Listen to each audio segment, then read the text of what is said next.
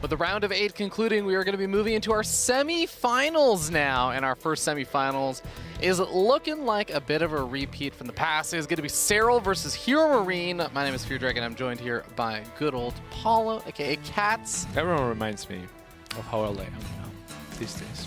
Of how what you are? Old. Huh? Good old Cats, huh? I see you, Ravi. Well, I mean, I told you earlier, my doctor made me realize that I was 1 year old. Wouldn't you have a cat-ter? Huh? You would have a cat-ter, not a dog-ter? Go on with your point. Like, I went to the doctor like half a year ago or something. Yeah. And she was trying to be nice, compliment me, and she's like, "Yeah, I'm older than you, actually." I'm not sure if she was expecting some compliment back. I'm like, "Yeah, I'm like back now, like I'm 30, I'm 31." So, and she's like, "Actually, you're 32." I'm like, "What?" And she's like, "You're 32." I'm like, "No, I'm 31." She was like, "No, you're 32." And then she asked me like, "Is this your birthday?" I was like, "Yeah." And she was correct. Yeah, of course she was correct. She's the doctor. So I found out I was 1 year older than I thought. That sucks. Yeah. I'm sorry you had a bad day. Yeah, it was a bad year apparently that I skipped. Oh, Lord. Oh. Well, I hope that this man here on the right is not going to have a bad day, because facing off against someone as good as this Red Zerg player down here in the bottom left-hand corner of the map from NC Esports is always a bit rough. He goes by the name of Serral. Reigning WCS Global Champion, winner from GSL versus the World, memer in the Twitch chat that was complaining about infested Terrans not being as good versus battlecruisers anymore. Yes, indeed.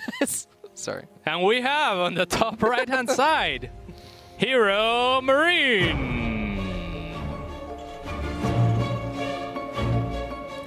$125,000 to his young name. You know what I recently learned? What? They round those numbers. Yeah, I can see that. To the nearest, I think it's to the nearest hundredth of a dollar, instead of like to the 10th or like that kind of stuff. So I don't actually think he has earned exactly 125,000. I think it's probably like it'll be like $125,007 or something like that. Or under. Or under. Yeah. Could be under. I'm actually not sure. I don't know if I ever saw it rounded up. I mean, it would look better to round up than down for sure. It would look better for the players. So if they're rounding up, that's the way to go. Commendable, I guess. If they're rounding down, can you imagine? It's like you earn $99 and they just round it down to 0. Like, this guy's never really won any money. Yeah, that would be pretty bad. So this is a bit of a repeat from the past. We've seen this match a lot of times for a lot of 2018. HeroMarine was kind of looked at as one of the big potential players who could beat Serral, and 2018 was the year that Serral won every single WCS stop, so he was unstoppable at that point.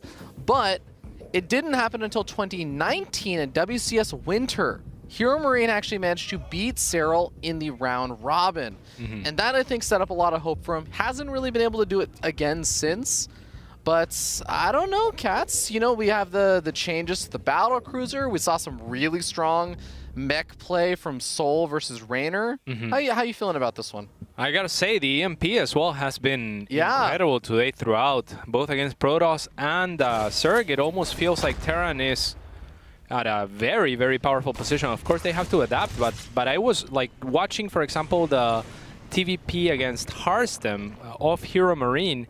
It was very difficult to imagine, like we were seeing Harstem preemptively storm a lot, and I was like, well, he's preempted, like those storms are not landing, but if the EMP shows up, then it has a higher range. So same goes for the Infestors. We saw Soul use them to great effect, and sometimes even walk past the Infestors for some reason, but when he used them, he would deplete half of the Infestors' energy just walking by. So that is a very, very strong tool, the EMP radius upgrade, it seems. So that combined with the battle cruisers, I think that Terran might just have the strongest late game arsenal that they have ever had.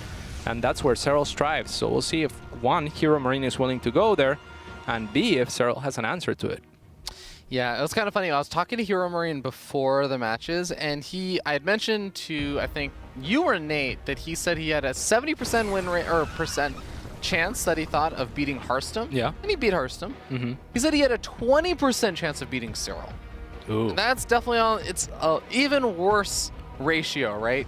Yes. Than the advantage he felt like he had versus Hearthstone. So this should be a tough match. I don't think he's feeling super confident.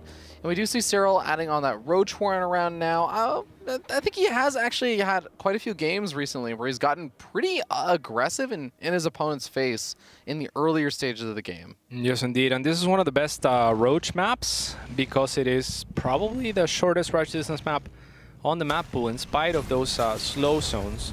And also there is that middle area that we're looking at right now is a good control zone for both of the adjacent potential bases that would be your third and your fourth base. So it's very easy to siege that location from there and cut the blood supply or harass one of those bases on the side. So Roaches, I really, really like. We saw Serral do a little bit of a poke before, and this will both keep them safe and apply some pressure. Well, the Queens are going to start whittling away at the Hellions. The Hellions don't really see a whole lot of drones at that third base, so I think they decided to back off since Serral's pretty prepared on that front, making sure he doesn't lose too much. And he's just droning behind this, so he's not going hard and ham on a ton of Roaches. This is just enough to try and push back any of those Hellions. And he actually does have 2 Roaches just kind of going straight across the map and ignoring the Hellions. So yeah, I'm ready to eat my words. Yeah, one trend with the very nice Liberator. I mean, not the nicest Liberator, because if Ravagers happen, then, yes, you know, but a little more vulnerable. But a pretty good Liberator in the sense that it sieges as soon as possible, and there's no Ravagers available, so the Roaches are going to be, you know, stuck here. But there's the Ravager punished. It just disappears into the ether. Yeah, and that was a beautiful play by Serral, not morphing the Roaches in front, but in the back and out of range of the Liberator. Should that happen, so that he could abuse it. So should he not relocate, right? So very well done by him. Very close to a supply block. He does manage to keep that last supply depot alive, though. Otherwise, that would have been a really, really annoying supply block. Mm-hmm. But he starts up combat shields. He has his 1-1 on the way. His third command center did finish safely. He's going to go ahead and land that. And there weren't a lot of Roaches produced behind that. It was just those 6 Roaches, 3 which turned to Ravagers. So HeroMarine should be able to establish that third base without too much trouble. Yeah, and I love that Serral did this, because earlier today he did something similar, but it was like 10 or 11 Roaches instead. Mm-hmm. So this time committing even less, forcing a reaction out of his opponent, and getting the Liberator for free. So I do like the tank here anyway, to take that third from HeroMarine, and it will be a good response to Roaches. But Serral will be transitioning out into Link Bane plus whatever he wants, because we see the upgrades are going to be a good indicator of that, even though he is getting more Roaches and Roach speed as he transitions, I suppose. Yep. And that Roach speed that you were talking about just finishing up. There's the Baneling Nest being added on. Serral grabbing that 4th base on the bottom center side. How do you feel like when the games do start to get a little bit later here, how do you feel like these games on Turbo Cruise end up winding up? Because I do feel like this map has a bit more of a unique layout compared to a lot of other ones. Yeah, definitely. I mean, it's always going to be... The main feature of this map that's different are the slow zones. So it's very difficult to commit past those slow zones with a lot of units, and that is where you can abuse your opponent. Now, the sides are still choky, so I feel like overall it's a pretty decent Terran map as the game progresses. Mm-hmm. But from what you told me, it doesn't feel like HeroMarine might be willing to play super late. Yeah, I think that he's more of an aggressive player, has a little bit more of an aggressive style. Mm-hmm. But I would love to see him try. Yeah. We'll see what he ends up doing. For now, he's just doing some mild drop harassment, has a Liberator in the back that hasn't really gotten a whole lot of damage done just yet. Survives that. Don't want to turn back, though. Yeah, this is not probably the area you want to go, but this area seems like you'll be able to safely get out of there. Cleans up a bunch of these lings that have been sitting there for a while, ready for a counterattack or something, but catching those doesn't have to worry about that. I know Nathaniel is complimenting how much Serral kind of shares with Raynor and just being so good at constantly counterattacking. Yeah. Always find the opportunities for that. They are very, very good at it.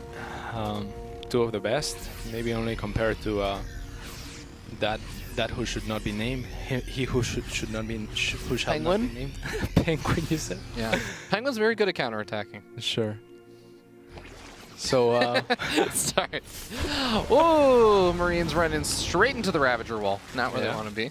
I mean, they do pick off one Ravager. That's what he was looking for, but I'm not sure if it was worth it. I'm not sure how many Marines he lost. Ravagers are very expensive units, though. Yeah. $200 or 200 Time-consuming, resources. too. Time-consuming to make. Yeah. We have another drop on the top left-hand side where you got the double drop popping in right as the hatchery's finished up, and it looks like the Lings and the Banelings have already seen this coming. Nice focus fire. Ooh, I thought he was going to get the rest of them too. If he got those 2 Banelings, those Marines can hold that position against all those Lings, and the Roaches would also be forced back. That hatchery probably goes down. And they were targetable too. Yeah. He just, he must have misclicked and decided not to go for it. Well, HeroMarine's going to try and push further along the south side. He still has those Marines alive on the north side, ready to try and push forward once again, but I think there are more Banelings there now than there were before. Focus fires down another couple of these Banelings, but there's still a good amount of creep spread he has to work his way through to get in range of the hatchery, and he is on a timer. The Ultralisk Cavern is nearly finished, and as soon as that finishes, I expect there's going to be chitinous plating on the way. Yes, indeed, and a strange composition by Serral, not something that you see every day. Mass Ravager with Ling Bane as the protagonist of the transition into Ultras. So I kind of like this, but at the same time, Ravagers are not the most supply-efficient units. Losing one of the medevacs to the Spore Crawler and losing the other one to the Queens, it seems like HeroMarine got his attention split up a little bit between this attack and the attack on the south side. So now losing out on one major part of the force, that means that Serral can focus all of his attention on this side while also going for a counterattack now. Yeah, and here are the Vipers as well. When you're as good as Serral, like for most Zerg players, this type of style is so difficult to play because if you can't defend those medevacs, they have unlimited potential to do damage, right? Like technically, if the Terran has unlimited APM and there's no anti-air, which there basically is, and there's Queens only, and they are pretty slow, then you can get infinite value out of those drops. So Serral has to really be on top of this, and he has been. Yeah, Blinding Clouds covering the tanks, but all the Corrosive Vials not just hitting the tanks, they actually cover a lot of the medevacs. So I think 2 or 3 of those medevacs also going down there. Not something HeroMarine wants to be losing out on when he is also thinking about trying to get up Liberators, or is going to definitely need some Liberators help deal with some of these Ultras coming out. Yeah, and again, those medevacs should technically basically be invincible at this point in time. So a little bit sloppy from him. A lot of tanks here, and the Vipers are nowhere to be found. So Serral's going to have to back out. Somehow manages to pick off a tank. That's it. Yeah, I don't know what he's going to... Oh, kills a swarm. There's the run by. Not even needing the Banelings to knock down the supply depot wall. Oh, look at those skins on the Banelings. They're pretty cool too. I haven't seen those. Oh, yeah. They're like weird. Yeah, they look like they have a giant iron blade on the center of them. Do a little extra damage. Maybe the Banelings could finally get an attack that doesn't just involve them killing themselves. Maybe they're Beyblades now. They're Beyblades? Beyblades that explode on contact. Yeah. That's pretty scary. Isn't it redundant to add blades on something that explodes on contact? Yes, it is. Okay. Unless you want it to stick, right? If you had like a ninja star that explodes, that would be pretty useful. That's true, that's true.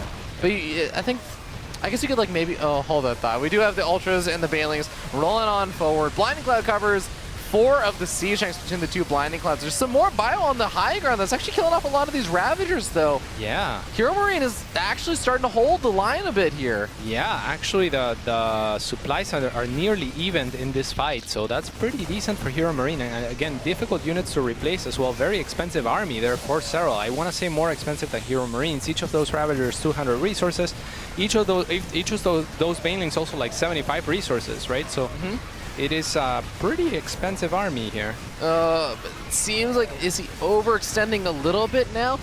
Siege tank in the back line is going to get picked off by the Zerglings, and we're going to start to see more of the bio trying to make its way forward. Runs into the Banelings, though. A single Marauder staying alive thanks to the medevacs and the Liberator that's providing cover, but Liberator finally gets sniped off. The Queens are now battling against the bio. Another siege tank comes forward, but here come 2 big boy Ultras. He's chasing out of creep, though, and this is very dangerous. There is enough Marauders that these are very expensive units, the Ultralisk. He can't be doing this right now. He will get kited and pushed back. The reason he's doing this is to protect the hatchery, and finally, parasitic bomb going on the medevacs to finally threaten their existence, and that was part of the bad thing they're going for Serral is the fact that those medevacs stay alive the entire time. Not all of them depleted of energy at this point, right? Like they have gotten maximum value. Yeah. Well, a couple of Lings and Ultras going the wrong way on the move command retreat. No. He's going to end up losing maybe another Ultra over here. And, dude, okay, those tanks on the back do turn purple when they die. Cool. They go from red to, or like whatever color the player is, to purple. Oh, that's pretty cool, yeah. I heard you mention that with Nate. Was looking forward to seeing it. Yeah, neat little death anim. I wonder what happens if you're purple. do you think they turn a different color? Probably not. Probably not. Yeah. But it'd be pretty cool if they did. Yeah, man, that Ultra, if it had agency too, it could have killed the entire army, right? Like sometimes. Yeah, because like you were saying, there's no medevac energy. Yeah, it's pretty rough, but Serral kind of stabilizing, sort of. I mean, he still has great creep spread going for whatever reason, but HeroMarine is actually ahead now in terms of supply and army supply. So this is kind of dangerous for Serral. I wonder if we can maybe exploit the slow zones over here a little bit. Try and make it a bit harder for the bio to kind of retreat back through those slow zones away from the Banelings, but it's going to be a bit hard. He's going to try and move forward from two different angles at the same time. The Ravagers make it a very slow approach through the slow zones, but he does manage to clean up a majority of this army.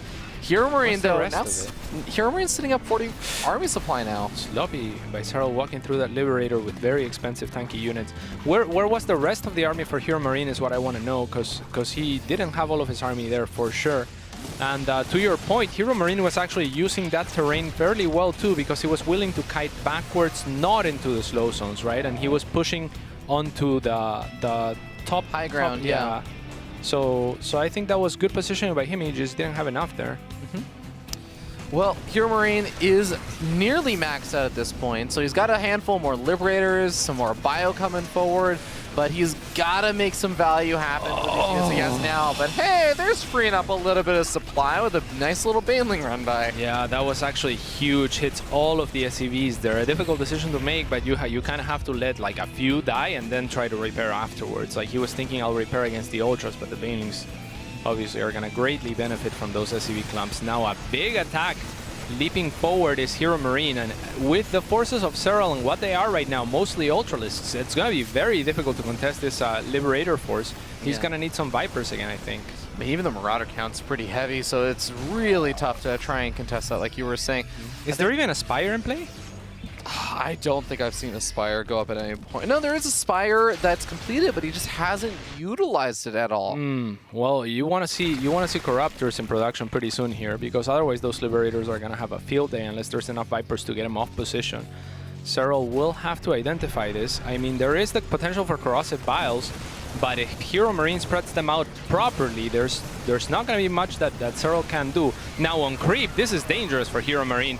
But even here, Serral seems very, very shy to engage this. Yeah, and I mean, by the time he finally feels like, maybe I could, the Liberators are all set up, and that is no longer a fight you really want to take. Creep's ready is starting to receive. He's going for it for some reason. I mean, there's the Viper pulse, though, and that's going to get a couple of Liberators out of position.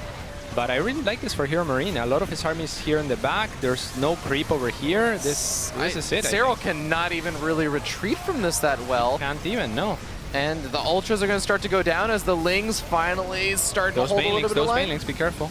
He picks up into the medevacs and retreats back to the remainder of those Liberators that are still alive. And imagine if there were a few more Corruptors here that were cleaning up these Liberators. I think it was just 1 or 2 Queens that were helping out. But yeah, a few more than 0 would be a great way to start, because I mean, they're not going to kill themselves, those Liberators, that's for sure. The Vipers are a temporary fix only, and HeroMarine. Wow. Taking the first game against the GSL versus the world champion about a week ago against some of the best players in the world. HeroMarine sitting up 1-0. Yeah, I gotta say, maybe the sloppiest game I've seen Serral play in a long time. I mean, he had some Ultralists running by army variant characteristic, right? Like, just strategically, even some of those choices, like not making Corruptors, even though he had a Spire, he never used the Spire at all. No, he didn't. I'm totally with you, Paulo, because I do think that there are times that you look at Serral, occasionally you'll look at Serral and you'll be like, oh, well, his opponent played so phenomenally. It's not even that Serral. Well. Yeah, and HeroMarine did play well, but I do agree that it did feel like there were a lot of things Serral was doing that you're kind of like squinting and tilting your head, and you're like, you expect perfection. Yeah, exactly. Serral, That's not what I'm used to seeing from Serral. Maybe another player, you see a couple of those mixed in, but not from Serral. Yeah, not usually. Not more than a couple mistakes per game, I think.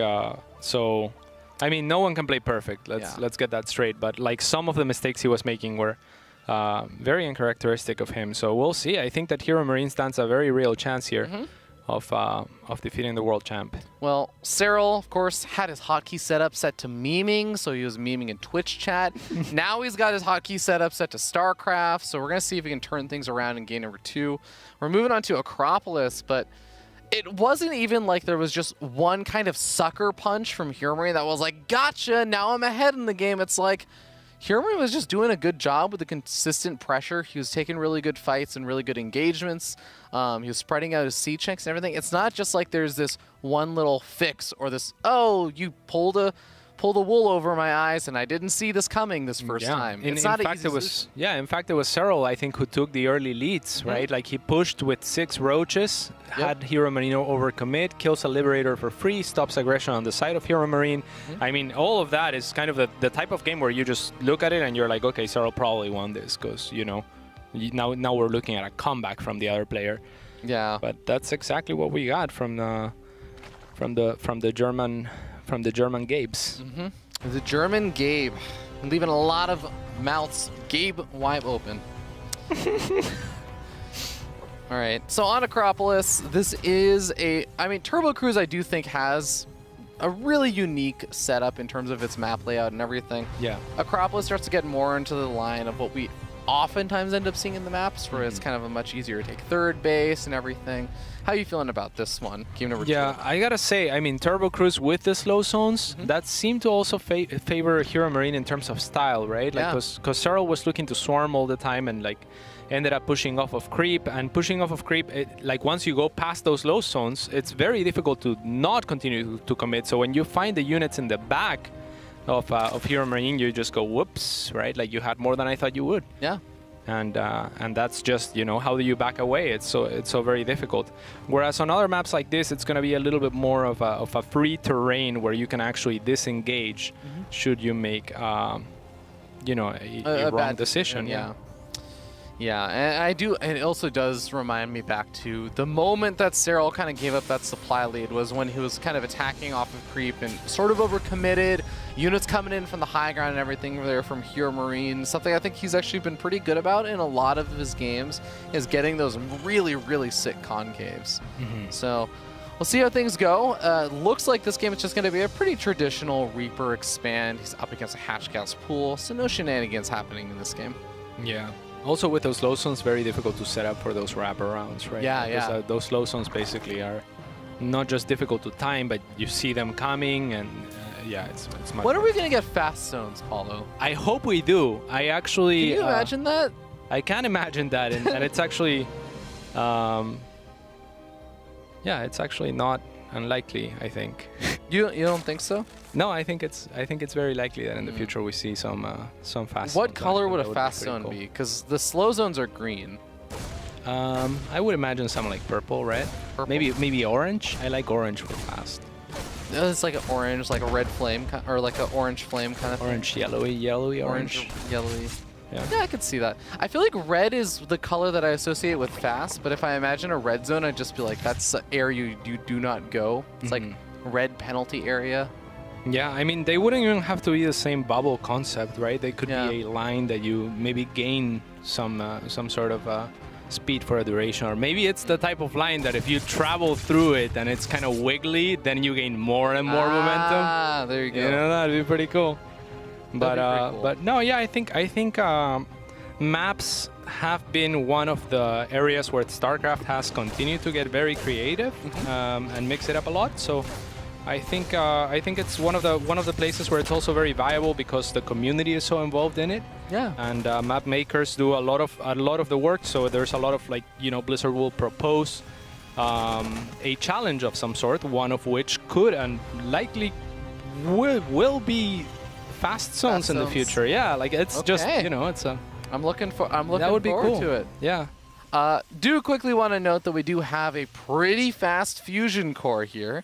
So HeroMarine going to make the unit that doesn't really care about slow or fast zones because it's got its clever little way of teleporting around the map. It's the good old battlecruiser. That it sure does. So I like this. I like this as an opener. I'm not sure if it's something, well, now it's something that Serral expects, that's for sure. So we'll get spotted. Serral has been very diligent with this.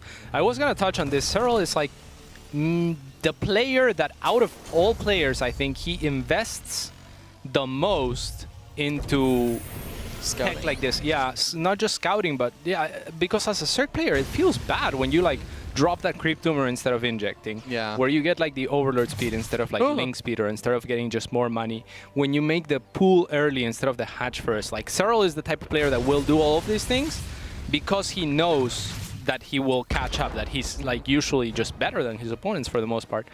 So, yeah. Well, you know, Cats, I agree with you in a normal situation, but that last game has me questioning. Yeah. I'm still waiting to see game number 2 because I think this is gonna really determine a lot of the momentum. If Serral is able to take this game, I think even if HeroMarine wins game number 3 somehow, I really do think that Serral should still have a lot in him to come back. If Serral loses this game though in a similar way as the last game, I'm really worried. I actually, at that point, I don't know that Serral will be able to beat HeroMarine. That's insane to say. You know what would be cool? If we get Serral's final form where he doesn't actually, where he actually just cuts corners, because he doesn't, right? He actually doesn't. Oh, like, can you imagine like Serral like hatch first, not overlord speed, like not creeps, right? Just inject. Serral taking risks. Yeah. Oh that would be God. Yeah. His final form. You know, and it's like, oh, you didn't. Yeah, you're dead. I've been giving up all these advantages and playing safe this whole time. Now I take off my shackles, my weighted gear. Yeah, I mean that's pretty much what it is. I've mentioned this before, but like in the episode that I did of the breakdown with Serral, which was one of the shows where I would interview players on games that they had played. He had this game against Innovation where he opens pool first, makes 6 Zerglings, right, which is not 3 drones early on, and it's not a hatchery, it's not terrain early on, so. He does that, then Innovation finds all 6 Zerglings, kills them with a Reaper, and I'm like, okay, so you're behind now. How are you gonna recover? He's like, I never feel behind, you know. And it's like, all right, man, That's so funny. By the way, interesting trades there. We have 6 Hellions trade out for 5 Roaches. I don't even know how one trades out that cost efficiently for the Terran player. Like 5 Roaches for 6 Hellions. That's amazing. Now we got a Queen going down here to the Yamato. That's crazy. Yeah, he's just really sick micro, I guess. Well, we got another Overlord getting weakened up. We don't have too many Hellions alive still in the center of the map, so some of these Hellions are going to finally start getting picked off and surrounded. And German efficiency not quite working out for the Hellions this time around. Well, it worked out at first, but it looks like their lifespan on their shelf lifespan is not that high. Blue Flame is on the way, though, so they're going to be getting a second reboot, a V2, if you will, as well as, of course, the Cyclone upgrades, because we're going into good old Battle Mech. We got those Hellions and Cyclones being added on alongside the Battlecruisers. Yamato was researched for just the 2 Battlecruisers, but it does seem like he's at least halted Battlecruiser production for now. Yeah, and there's also double armories for upgrades, so Big Gabe is looking for the late game transition into mech. Now, this is not something that I've seen much of him before. So I'm very curious to see, because when I picture Big Gabe, I picture last game, right? Like a relentless aggression, just excellent macro, very strong micro, and that's kind of what he relies on, I think, heavily on his ability to execute. Now this is a different type of game where it's a little bit slower paced. Now it's battle mech. It's not like, you know, like chess type mech where you're just like leaping forward with siege tanks or something like that. It is battle mech into battle cruisers, and it is very powerful right now, but it's not something that I've seen much from him yet. So okay, well, battlecruisers is going to continue to look for some free damage here and there, but as the corruptors start to make their appearance, the battlecruisers are going to have to get out of scotch. Swarm hosts. Yeah, I don't know. I don't know. Okay, I mean, yeah, of course you're going to pair the Swarmos with the Nidus Swarm. That's pretty normal, but how are you feeling about this? Well, it all comes down to where the Nidus goes and what it's able to do, I suppose. But generally speaking, I don't think Swarmos are going to match up too well if HeroMarine is aware of what's going on. Because HeroMarine already has the Hellions. Hellbats are excellent against against Locust Waves, and that could actually be an opening for HeroMarine to try and push when the Swarmhosts are on cooldown. So. Even the battlecruisers are pretty good at dealing with those Nidus Swarms as they pop up, right? Yes, indeed. Like, one of the good things or great things that Serral has done consistently throughout this game as well is gaining that map control, right? Like, so in gaining that map control against a unit composition that actually could very well contest for map control, especially given how many Corruptors there are out here, it allows for things like this, where Serral can actually choose the location of his Nidus, and now this Nidus and the amount of Locusts have to put some urgency on HeroMarine to actually move out and make something happen, because otherwise he's just going to be getting eaten away constantly. Oh, the Locusts do dive in on the Mineral Line, and wow, they get a lot more worker damage than I thought. Oh, those things kill stuff fast. Yeah, HeroMarine seemed to have noticed the Locusts pretty quickly. He sent the battlecruisers over and everything, but he didn't really pull his workers away from the Mineral Line. Maybe he thought it was just the production that was going to be under attack, but loses a decent chunk of workers. It's okay, though. He's got 83 still. Yeah, these sensor towers are going to be very important, but he doesn't actually spot the Nexus, the other Nidus yet. He's aware of, or is he aware of this one? I'm not sure. Oh, well, he better find out about that one. He's got a single Hellion attacking. That's not quite enough. Yeah, and again, he's on a timer now. He's near maxed, so everything to the main. Oh, okay. Well, you lose a missile turret or here or there, and you pull your workers away. This is the advantage of going for the orbitals, by the way, and over the planetaries at these bases, that you can just lift them up, and you don't really risk losing them. Oh, that bunker. I think he was attacking his own supply depot. 2 different supply depots now he's attacking. Not sure what's up with that. Less than ideal. He's going to start repairing up those other 2 supply depots. But another nice one good up in the main base. Yes, indeed. There it is. Oh, it's no reaction. Noticed, yeah. They're the Cyclones, yeah. Just in time. Yeah. 2 Cyclones blocking on. Locust Wave anyway, and they're actually going to punish the amount of units here. Whoa. Was that a bait Nidus? Oh my god, that might have been a bait Nidus to draw units there. Yeah, I think he only got 1, maybe 2 Cyclones there. Yeah, I mean, part of it is that HeroMarine actually sent so many units to deal with the Nidus, right? Had he reacted sooner, that would have probably cleared all of the units with the bait Nidus. Well, Serral has to be very careful about moving off creep. He got some good corrosive biles off, but he's waiting for pathogen glands to finish so that when he gets out some infestors, he can fungal growth down this army, prevent them from easily running back, and punish HeroMarine when he gets too far onto creep. Yeah, I mean, that's Serral's name of the game right now is kind of just... Why is there 2 Nidus here? I'm not sure. But why not? Yeah, I suppose so. They are pretty cheap right now. It's one of those things that I think most people wouldn't mind seeing a little bit of a cost increase, right? It's not like you should be spamming them, but like if Serral is deciding to make 2 Niduses everywhere, kind of for no reason, it goes to say something about their cost. Yeah. Maybe it's just one of those scare Nidus. You want the sound effect to go off for him to be afraid for a little bit. Yeah, I mean that's actually a good scare tactic. Yeah. And, wow, HeroMarine pulling the soul here. Gotta be a bit careful about this, but the Cyclones are starting to lock onto some more of those Corruptors, reducing the count. He's actually got Vikings coming out now.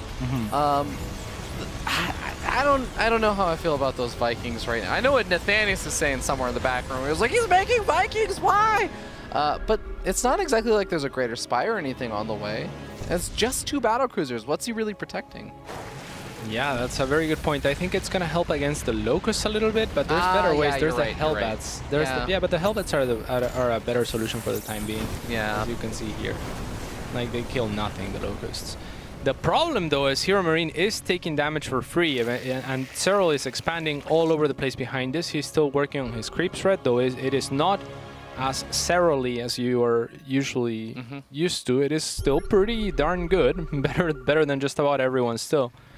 But, okay, finally HeroMarine is willing to push the issue, it seems. Yeah, almost gets hit by a big fungal over there. Starting to get a few more of these Cyclones hit by them, and the Banelings managed to connect with a ton of the units here for HeroMarine. Yeah. Teleports the battlecruiser out as well. HeroMarine finally gets off of creep, so he's hit some degree of safety here, but this is tough. Yeah, beautiful flank there by Serral. You wanted speed zones, Ravi? Yeah, the speed zone is to the right-hand side of the map, and that's what Serral used to flank there. And yeah, this is the dream, right? Like HeroMarine took a little while to push out here. Serral has a huge army now, and that's gonna be very difficult to push into. Yep, battle cruisers getting forced back. This army, yes, it is off of creep, so it's going to be able to be safe versus Serral for a little bit, but Serral has bought himself all the space he's ever going to really need. When you're going for battle mech, you want to be in your opponent's face. You want to be threatening their creep spread. You want to be threatening their hatcheries. HeroMarine, I don't think he's done that this entire game. He really hasn't, and there's already infestors, right? Like there's already all the answers that you would want for the battle mech, and HeroMarine is still continuing to go for this battle mech. So it's going to be very difficult for him to make anything happen. I mean, there's already plenty of banelings, there's already plenty of infestors. Serral is, you know, he knows what to make against this.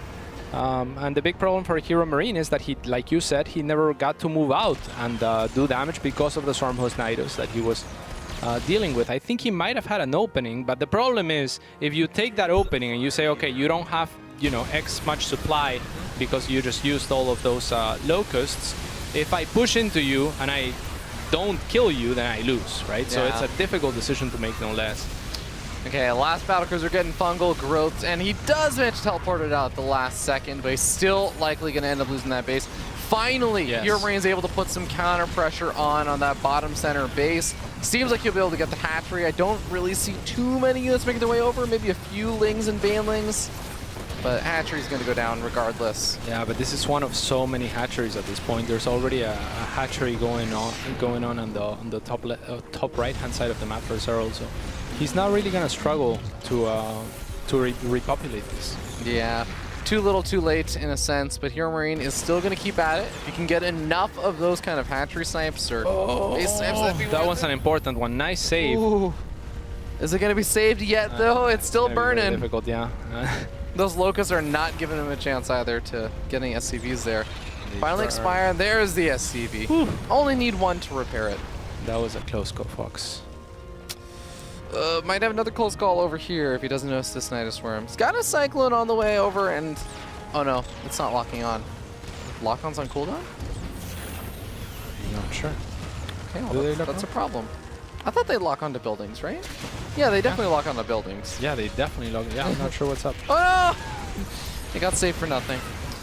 Infestor doesn't really get a chance to use its fungal, but it doesn't need it because none of the units move out of the corrosive piles, and now the Liberators. Liberators. There's so many units here too. Oh, there's way too much over here for HeroMarine to manage to make a defense happen. He's trying to reposition his units, but now the Swarmos come out on the north side, shutting down another one of those bases. HeroMarine's really only got one real mining base right now. Yeah. I mean, this has been a little bit of a massacre. I mean, we've seen HeroMarine cross the map once all game long, like take a punch once essentially, right? With an army composition that thrives on its mobility, not its static defense as other types of mech do. So when you have an army that's as mobile as this one, if you're not out on the map, if you're not able to assert map control, then your army loses a lot of value because a lot of their value is to be gained in their speed. All right, production getting cancelled by all of these Zerglings in the main base. Are actually going to even head back into the Nidus Worm before they can get too punished. Nifty. And the Swarmos come back in and start going after some of these units. No, they actually say, the army's here. I can go somewhere else. Yeah, very well done. And they'll go to the main instead, where there's a little bit less army. There is still a couple Hellbats, and so they'll clear most of it, but they'll die in the process. And starboard here as well. Yeah, getting killed quickly. Serral getting all the upgrades, all the purples, and one of the orange ones. So the good old purple always speaks as a +2. Yes, sir. So HeroMarine trying to do what he can. He is in dire straits right now. Again, he has not had any luck on Serral's side of the map for the most part. And these Cyclones, they're locking onto Lings and Banes, and that's just a funny sight. This Infestors, one fungal will end them all, especially on Creep right now, so you gotta be really careful. Just the 4 will get taken out there, but yeah. He doesn't even want to use the Banelings on the one Cyclone. He's like, that Cyclone is probably, it's probably not gonna be feeling too good about his another Nidus in the main base of HeroMarine. Poor guy. It wasn't even worth killing. Yeah. poor thing. And yeah, this is just... Your life is not worth these things. Yeah. Oh, what a way to go out.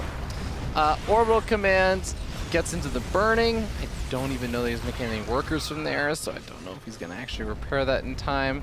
Hopefully he does know. So, okay, there's a worker sent over. But another Nidus Swarm is popping on up, and HeroMarine, despite having so few bases at this point that are mining, is having a hard time keeping up with the multi-prong aggression because he just doesn't have that many units anymore. Yeah, I think you just need like turrets everywhere against Serral, or like just Vikings patrolling everywhere, because he'll just go Nidus and Nidus and Nidus and Nidus, and a lot of those can be empty. And Serral, you know, Serral is well willing to play the mind games with his Niduses, or just apply pressure wherever, you know, the army is not. Yeah, we've seen it multiple times now. A lot of that is because the Nidus is so cheap that it's very difficult to you know, to mess up. Yeah, I actually really liked Soul's way of using the battle cruisers to deal with the Nidus Swarms, where he was just teleporting them onto the Nidus Swarms, they were popping up, sniping them off. But GG, Serral looking like the good old Serral that we know, takes the second game and ties up the series 1-1. And I don't think we're gonna see more battle mech from HeroMarine. That I think after that last game, I'd hope not. Yeah, it'd be pretty rough. Yeah, I think we're going to continue to see more bio. That's where he thrived, and I think that's where his strength lies as well. I was hoping for the battlecruiser transition into something like what we saw Soul do, or what we saw others attempt. Did you want to see it like in the late game, or did you just want to see it? Huh? Major also did that, I think. Oh, yeah. Did you want to see like the battlecruiser transition happen quickly, as in he just doesn't stop producing the battlecruisers? Did you want to see like still that kind of period in the middle where he's not really focusing on battlecruiser production, he's still making Hellbat, Cyclone, few Siege Tanks back at home, and then eventually as the game gets later and later, you start going back into it? Yeah, it's difficult to say. I think that both approaches are fine, but you have to play to your army's strengths. Again, if you have an army that's incredibly mobile and you're not moving it, well, you know, like you're just wasting a lot of value. So you have to try and be consistent with that. You have the answer for the swarm hosts, for the locusts potentially, at least, or partially at least in the Hellbats. And instead he just kind of sat back and kept getting eaten away at. And you know, it's risky to push onto creep, especially against Serral. And I'm not saying that he would have won had he pushed out earlier, but I think it had to be the play at that point. So. Yeah, a difficult position for HeroMarine, and again, it just didn't look pretty. All right, well, game number 3 is going to be moving on to King's Cove. I know Nathanius was saying this is one of his favorite maps in the map pool these days, or I guess not as so much these days as the last days. These are the old maps now. Yes, indeed. No longer in the ladder map pool. That was actually an interesting thing I was thinking about, where it's like all the players that were practicing this week, especially, you know, like a Showtime or Serral or Rainer who coming back from GSL versus the World. It's like they got back and they were like, okay, I need to find practice partners for the old maps. And that's always one of those funny things. I mean, you as a former pro player know like that feeling where you're trying to find practice partners, maybe for an old patch or, you know, like a different map set, and it's hard sometimes because people are like, well, no, this isn't gonna be good for me because I don't care about these maps anymore. Yeah, I personally feel that the maps, you know, if they change, they should change for all tournaments, like automatically, basically. But then you would be introducing an extra skill set in adaptability to the players, which not everyone is completely used to, right? Like a lot of people will say like, oh, they started on these maps, this is where I won, therefore like that's what he advanced on, it's what he prepared on, right? But I personally think that it would be more exciting for everyone involved if the new maps were to be swapped in right away. Yeah, I definitely feel you on that. For now, though, this will just sort of be our sayonara weekend to the old maps. Yes, sir. I think this is probably the last tournament using them. Yeah. I guess GSL? No. I guess GSL also locks their... GSL, but GSL also has weird map pools sometimes, and they have maps that are not quite the ladder map pool. Yeah, I think they had like one of their own at least. Yeah. All right, let's see what happens here. Series is all tied up now. 1-1, and we'll see whether or not HeroMarine is going to meet that kind of expectation we were talking about of going for probably more the bio style play versus Serral, kind of like more game number 1. Because again, it was, yes, Serral making some mistakes, but HeroMarine's bio play really seemed quite immaculate. when he was going for the mech, it did seem like he was running into a lot of problems. Yes, indeed. So that was very problematic for him. And we'll see if he is able to adapt, or even if he goes for the mech, maybe he identifies some of the flaws earlier. I mean, maybe had he spotted even the Infestation Pit or the Nidus Swarm earlier, right? Like, if it wasn't such a surprise, maybe he could have pushed in before or something. So there's definitely things that could go better and different for HeroMarine here. Yeah, I really hope that HeroMarine can kind of make something more similar to game number 1 happen, because Serral looked a lot better as well in game number 2. And I want to see a peak HeroMarine with that kind of bio style where he was looking really, really strong in game number 1 go up against, you know, the good old Serral that we know and love, where Serral is looking super strong. Because I feel like if Serral just had like an off day, it sort of take away a little bit of the victory for HeroMarine. Yeah, I mean, that second game he looked great, right? Like, we didn't see any of those mistakes from Serral, so...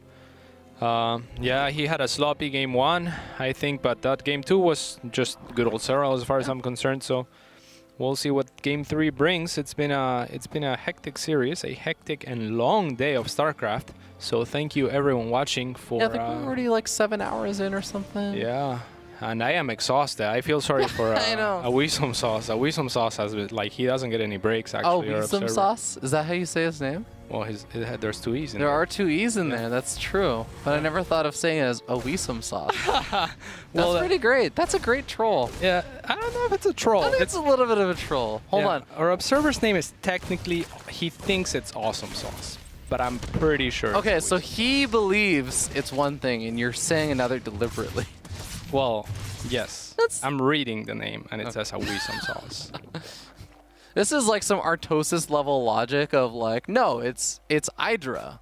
It's like, no. He says it's Hydra. It's like, no. But if you spell it out, it's Hydra. Actually, right. My favorite new like mispronunciation thing is actually Demuslim. And oh my god, I'm blanking on which map it was. I think it was Acropolis. He's like, it's Acropolis. Like, wait, what'd you say? It's like Acropolis. I'm like, Acropolis? That's my favorite one so far. Yeah. But I think if you say, for example, Awesome Sauce, how would people know? Like, if you said like his Twitter is Awesome Sauce, they would follow the wrong person. Awesome Sauce with 2 E's. Or you could say a Wisdom Sauce. How would you? Right? A Wisdom Sauce. You would follow the right person, no? I have to admit that is more accurate in the spelling. It is. All right, Liberator on the way this time around. Oh yeah, gonna mix it up a little bit. The Overlord, Speed Overlord, like you were saying, Serral loves investing into this kind of stuff, so he's gonna have a good idea what he's up against, and allow him to prepare and make sure he doesn't have to over-prepare for something like another battlecruiser build. Yes, indeed. And just to note, we were talking a lot about like the bio stuff and everything, but we do still sometimes see those battlecruiser openings with the bio force or bio plays, right? So, still something you can open up into in the future games. Just keep an eye on. But we do have third command center getting started up. HeroMarine going to try and put on a little bit of pressure with the Hellions and the Reaper, and then meanwhile he's going to try and hit from the back with the Liberator. But Overlord comes back in, is looking to see and confirm if there are more barracks or something being thrown down. I believe he did catch a glimpse of that, so knows it's going to be bio this game. HeroMarine welling off with a CC. Happy to do so on this map. Most definitely. Yeah. And yeah, it's going to be bio indeed, so we'll see what he is able to accomplish here. Another Liberator in production, and one has already been shift-clicked. And mineral line evacuated. Very difficult to find damage with Hellions on a lot of maps these days, but this one of the more difficult ones. Yeah, this is only on par with like Thunderbird, where it's just, it feels like, okay, you could make your way up the ramp, for sure. Yeah. You're not getting anything done. Yeah. Yes, indeed. And it's like, you get your way up the ramp, you better hope there's no links back there either, because otherwise it's like all a your bait Hellions are dead. yeah, it's just a complete trap there. Yeah. But Yeah, I'd say King's Cove is like the second of the map pool that we have for this tournament. It's like the second easiest map to just take the third base and easily defend it. Yeah, I mean, the third is pretty far away, so it needs, like, we see Serral has 4 creep tumors, but once those are established, it's very difficult for the Hellions to really, like, find anything, because the queens can walk fast. Before that, you can maybe do something, but that's very early in the game, so it's not particularly easy. So the Liberator manages to snag a couple of drone kills and goes after some Overlords, and the Queens finally come back to defend. We got the Overseer that looks like a Raven coming on in, getting some scouting information. Just seeing how many barracks there are, confirming, okay, third base is now being established and everything. If I wanted to some sort of pressure, now's around the time that third base is going to be a bit more vulnerable. Yes, indeed. Very good creep spread by Serral as per usual. He, again, like, I think I gotta start prioritizing creep more, honestly. Just like the very first creep tumor should probably go down over the inject at this point. I'm almost convinced. Really? You think so? I vary it, but yeah, I think that's what Serral does for the most part, right? Like the creep. I've seen so many games of Serral where you look at the supply. And, you know, it feels like he should be behind, but then you look at the panorama of things, and it's like, how does Terran push into this when there's that much creep? You know, he just has, like enough banelings and enough creep that it's very, very difficult to push into. So it doesn't matter if you're actually trailing behind, it still feels safe. Yeah, it's a really funny and hard to gauge thing, or like to just make a clear point to say, like, oh, well, in this situation, it's more worthwhile to have like 4 extra Zerglings versus having a little extra creep. Yeah. Hard judgment call to make. It is, yeah. Creep value is a little bit less tangible, right? Like, yeah. Speaking of creep, we are going to be seeing a fight off of creep. Oh, Serral's no. really diving far for this. Yeah, but that was beautiful. I mean, he gets the Hellions at least, and without those, well, I don't know that there's the possibility of Hellbats anyway.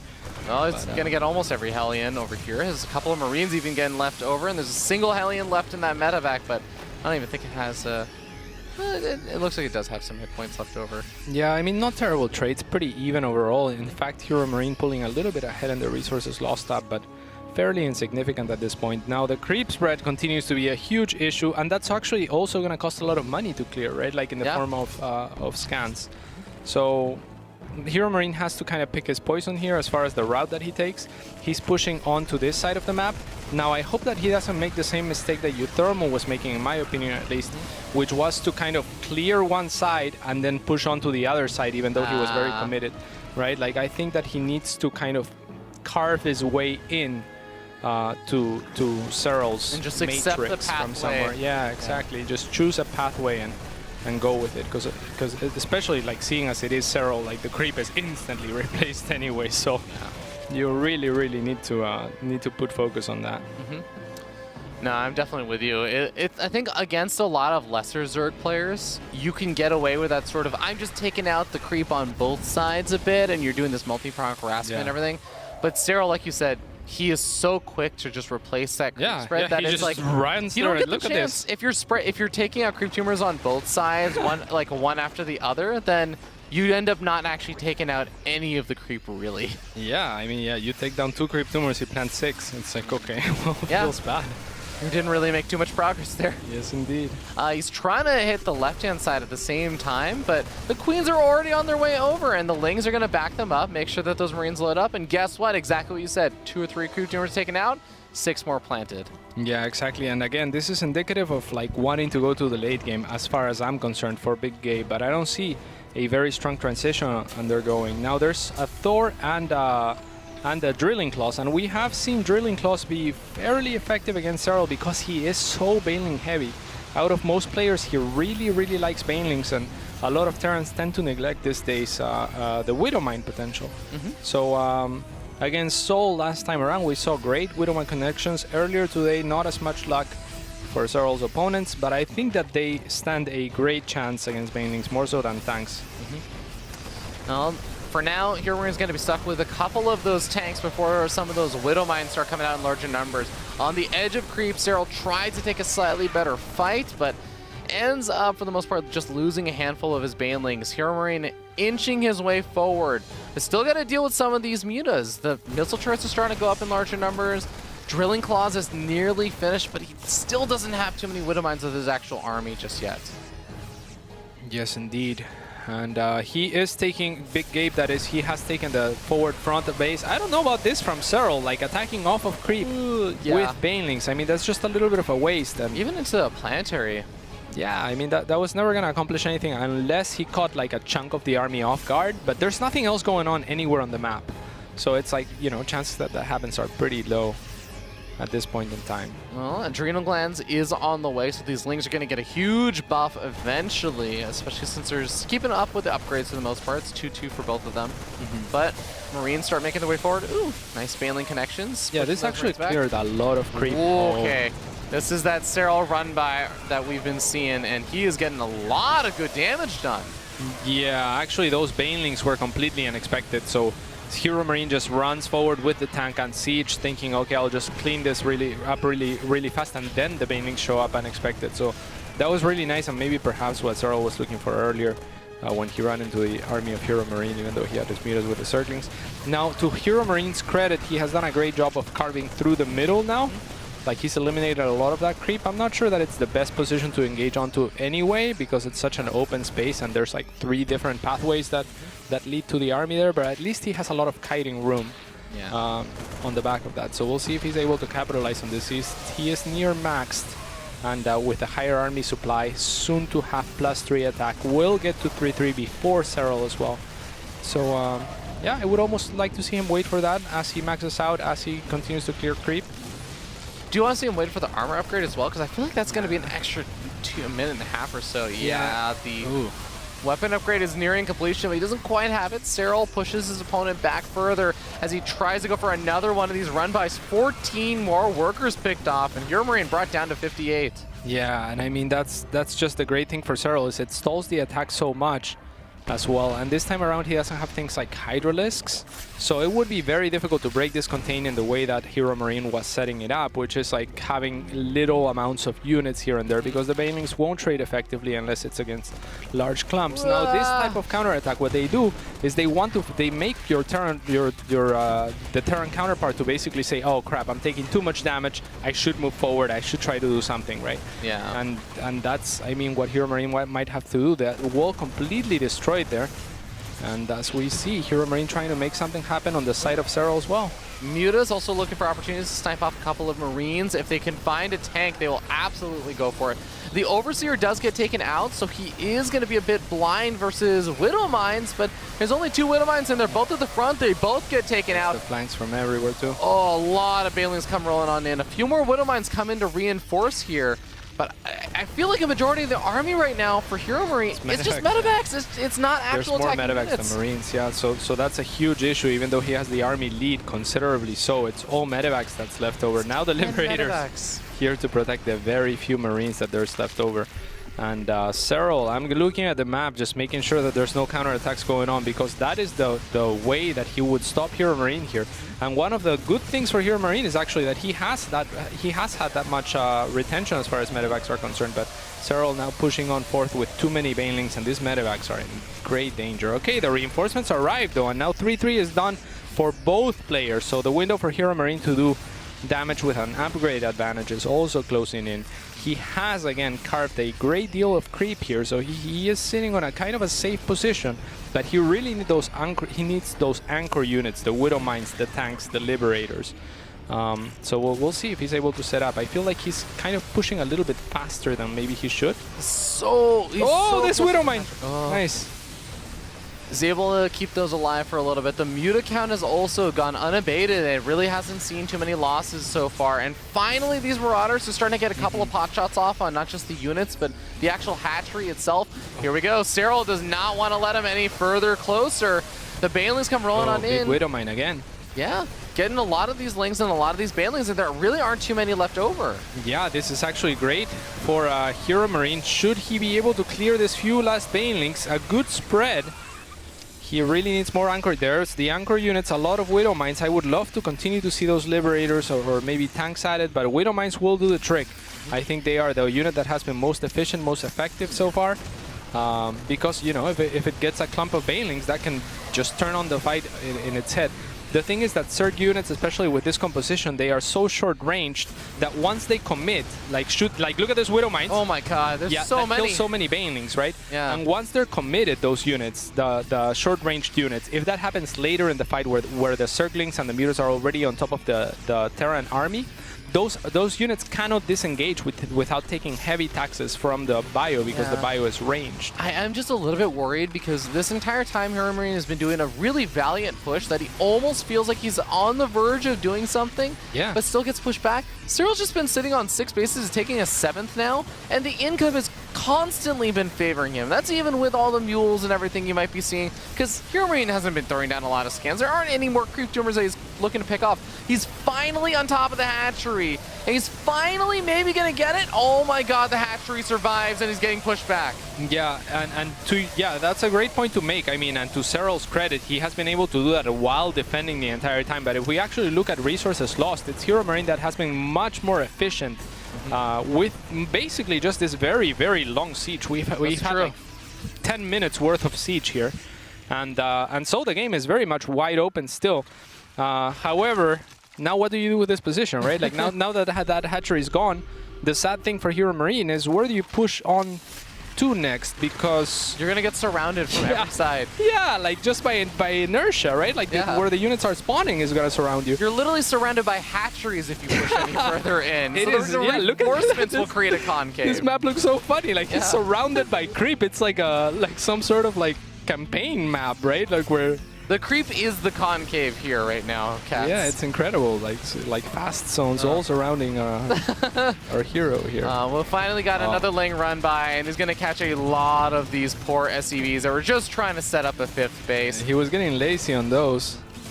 36 workers left over. He did finally establish his 5th base, but that's a lot of damage taken. That's not that many SCVs left over, and he, like you said, he doesn't have anywhere easily to push in now.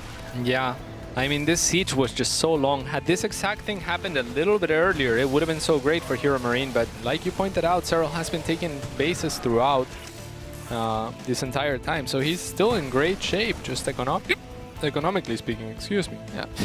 That was not an audio hiccup, that was a real hiccup. Actually. Yeah, that was a real hiccup. We do have the Marines loading up into the bunker, trying to deal with some more of these Ling run-bys. The Banelings come in to reinforce these poor mules that were fairly freshly dropped, only about half of their lifespan seen, but they died at a ripe young age. And now we end up seeing Horse for HeroMarine trying to make something happen here, but he just has to back out. Yeah, not the best connections either, and yeah, that's gonna be GG as he falls like 80 supply behind. My god. Serral is a game. Beast. Yeah, he sure is. God, I just feel like if I was HeroMarine and I had to live through that game, I would just feel frustrated to an extent, because I'm like, you finally break through, you finally carve your way in, you kill that one hatchery that you've just been attacking into for 8 minutes, and then you're like, shit, what now? I don't actually know anymore. Yeah, I mean, there were multiple points in time where the game could have gone completely different, right? Like, for example, if like some of those rambais did a little bit too much, like the rambai where the banelings show up and end up killing a lot of that army, those fights were so close that the siege lasted for nearly 10 minutes or something. So a couple more units, a couple more key units at any point might have given the fight easily to HeroMarine with a good baneling detonation. And if he kills that base before one of the adjacent bases is up already, then that's a great advantage to take. But by the time he takes it down, it doesn't really matter, because Serral's mining already. It can just transfer those drones elsewhere and keep mining wherever. Which is normal. Yeah, exactly what happened. But now we end up in a situation where Serral is sitting up 2-1. He had a bit of a rocky start, but he looks stronger than ever in game number 2 and game number 3. And now we move into game number 4. Map is going to be Kairos Junction to decide who is going to be moving on to the grand finals and become our first finalist here. Yeah, I wonder. I know. I feel like this is going to be one of, like, I'm super prepared for Serral to have a really close and cool series or game number 4 with HeroMarine, but still end up winning. And then people will just write off the series as like, oh, Serral 3-1's like, who would have expected? And it's like, well, no, HeroMarine really has actually been playing quite phenomenally well this series. I really do think he deserves the credit on this. Yeah, maybe game 2 a little bit sloppy, but yeah, Game that game 2 3 was probably the toughest one with the mech style, but yeah, game 3 and game 1 really solid. Yeah, I think that game 3 just on a knife's edge could have gone either way, right? Just very small things, couple more Marines here and there might have done it. Okay. So. Well, map is getting loaded on up, ladies and gentlemen. Don't go anywhere because we're not going to a break. We're going straight into game number 4. It might very well be the decider match here. Let's see who's going to be moving on. And I believe the winner will be facing off against the winner of, what is it? It was Drogo and my brain is Rainer? fried. Drogo and Rainer. Drogo and Rainer. Yeah. That's gonna be a. That's gonna be a. What's the phrase? A barn burner. Barn burner. Burn burner. Yeah. Barn burner. Barn burner. What? What is showstopper? A showstopper? Well, I mean, Drogo is the showstopper because he stopped the showtime. Sure. Where did the phrase "a barn burner" come from? I have no idea. It's just like, is it trying to popularize the idea that burning barns is fun? That feels like a very rude thing to do. A barn burner. Because no one would burn their own barn down for fun, right?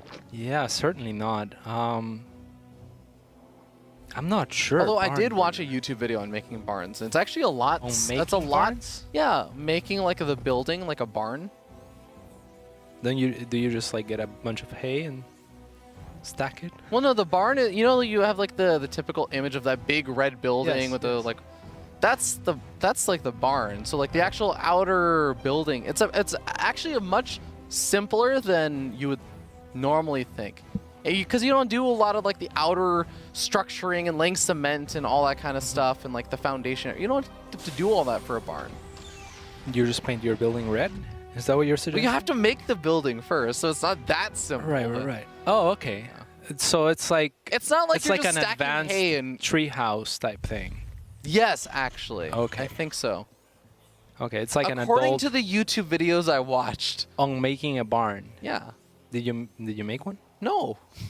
Why would I make a barn? Why ddid you watch that video? Like, how do you understand. Run into videos of, was it power cleaning? Power cleaning? Wait, I have watched some power cleaning videos. Oh my god, just Look, you don't understand how long the layovers are on some of my flights. Coming back from WCS summer, I almost had a 24-hour journey turn into a 37-hour one because of just layovers and like weather and bad delays. It's tough, man. You got to find these YouTube videos to keep you company. Learn how to build a barn. I'm sure there's better choices than learning to build a barn or power. What would you watch? I'm not sure. I guess StarCraft would be a good start, right? What if I've watched all of the StarCraft already, Cats? I'm sure there's some podcasts. I'm not big on podcasts myself, but there's a few. There's a few decent ones. The correct reply was, it's impossible to have watched all the StarCraft because there's so much StarCraft happening at once that someone with a full-time job that didn't have to sleep because they were a vampire could not actually watch all the StarCraft. There you go. Pretty amazing. What a time to be alive, Cats. Yeah. And the Reaper would be an excellent barn burner because there's usually like the window that he could jump up to pretty easily.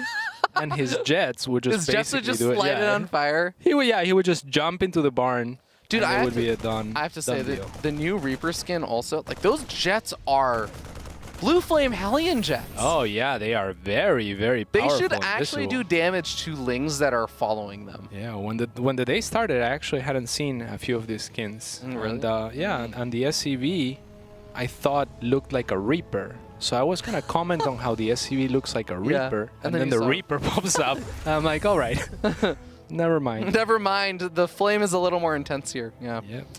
We do have that Roach Warren coming up around 4 minutes. I think this is similar to how Serral played game number 2. Yeah. I think it was game number 2. First Banshee of the series as well from Big Gabe. Oh yeah. Banshee is.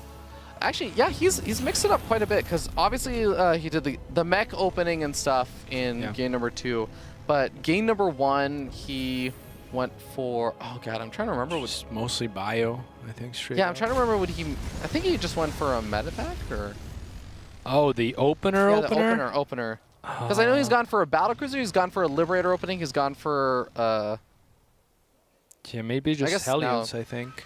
Yeah. Maybe just Hellions, I think. Really nice mix-up, though, from HeroMarine, I have to say. Drop Overlord coming out, though, and this is more than just the usual number of defending units from Serral. Yeah, he's actually bringing the queens as well, so this could be a little bit nifty. There is a lair, so we could see the queens potentially spreading creep as well on the way there. Should Serral choose to transition? Oh yeah. I mean, he is only 5 workers behind, so he's hoping to do some damage here. And the queens are here mostly to deter the Banshee. Does he have an overseer? Is that an overseer in front of his army? I don't think he has an overseer on the map. That guy's gonna have to morph into an overseer right now. Well, he doesn't have cloak. Yeah, but how can Serral know? Does he just know? I think he just knows. Well, that is incredible. I guess he feels like if there is no cloak, then just he'll find, or if there is cloak, he'll find out about it eventually, and then he'll morph into overseer. Yeah, but by then he will have lost like a couple But that's Ravagers. when you do sick Overlord pickup drop God, micro. Look at this. Oh, this is gonna be so annoying. The Hellions do get there very quickly, though. Nice reaction time. Very nice from Big Gabe. It's not like I've never seen this happen really. So I would love to. This Overlord should be pooping right now, and there should be creep being dropped. I'm not gonna lie. Look, Overlord's got to poop when they got to poop, okay? Yeah, well, this one's gotta go right now because those queens are doing nothing with their energy. And he's so close to getting that orbital command, but it starts getting repaired back up. Oh, I don't know though. He goes up to the bunker, wow, yeah. He does manage to break through the bunker. Great for HeroMarine, actually. Yeah, the Lings are going to be eaten through some of these Marines and these siege tanks, but the Ravagers have all been taken care of, all but one. Yeah, I mean, Worker Stab now favors Serral, but I think he's in a very difficult position, especially with the queens going down as well. I don't know though, Supply also favors him. He is of course making mostly roaches. His creep spread not as good as it could be. He won't have the extra creep spread queens, and he only has, I believe, 1 back at home for injects. And there could be creep everywhere here, by the way, Ravi. There could be creep outside of HeroMarine spreading backwards from Serral, right? Like, there was no reason for that Overlord not to poop when you have the lair and 3 queens on it. Yeah, I guess he was thinking he was just saving up energy for transfuses, but in the idea of like, when you start to see that this is not working out, having that transition point set up, that would be really, really nice.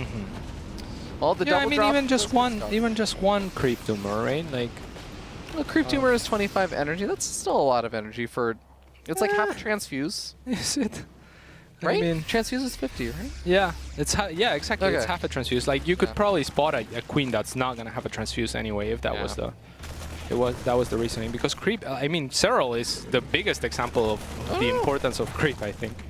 When you can start over there, like, you know, like that's worth a mule on the move out.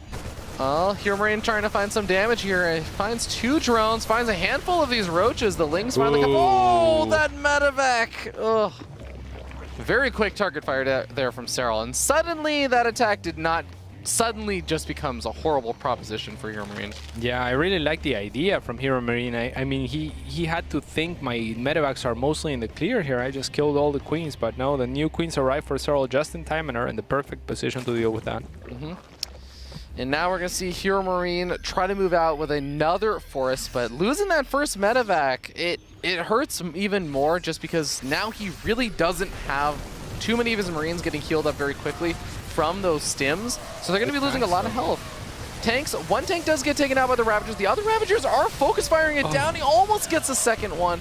It seems like he'll still have enough to push this back, but oh man. Yeah, imagine those extra 8 Marines there, right? Like so much more buffer for the tanks. That would have been a fantastic push from HeroMarine had the medevac not fallen. Yeah, I am amazed with how much Serral is doing with those Ling drops. Yeah, he's pretty beast.